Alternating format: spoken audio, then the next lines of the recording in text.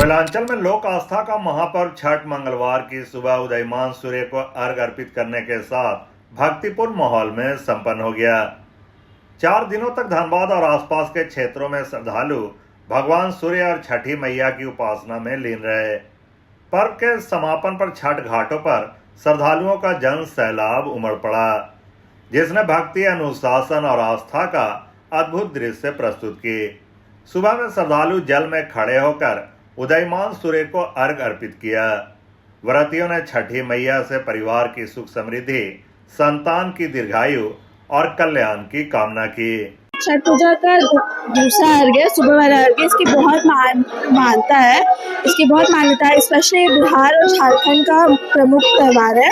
और इसकी इतनी मान्यता है कि लोग सुबह सुबह उठ के अपने घरों से आते हैं, सुबह सूर्य को अर्घ्य देते हैं और इस पूजा का समापन करते हैं। इसकी बहुत मान्यता है, स्पेशली लोग संतान प्राप्ति के लिए ये पूजा करते हैं। मैं तो धनबाद से हूँ।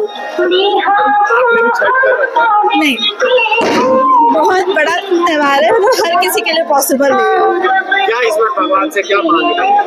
भगवान को सब पता होता है, उन्हें मांगने की जरूरत नहीं होती। उनको क्या देना होता है उन्हें सब पता होता है। नाम बता दीजिए। ज्योति कपूर। अर्घ के बाद व्रतियों ने पारण कर उपवास तोड़ा, जिससे 4 दिवसीय यह पर्व विधिवत संपन्न हुआ। धनबाद और आसपास के सभी प्रमुख छठ घाटों पर श्रद्धालुओं की भारी भीड़ उमड़ी।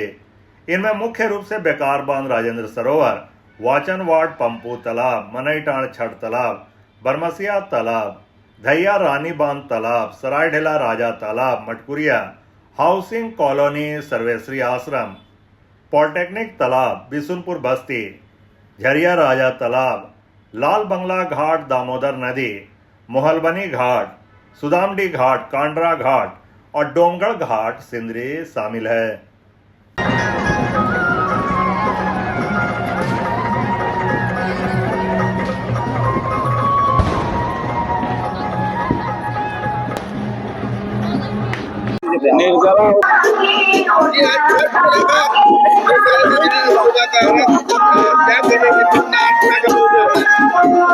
छठ पूजा हम लोग का जो आस्था का पर्व है, ये खरना से ही माताएं और हमारे गार्जियन जो भी है सब उपवास में रहते हैं। हिंदुत्व के लिए बहुत बड़ा पर्व है, क्योंकि यह एक शुद्धता और अनुशासन का पर्व है।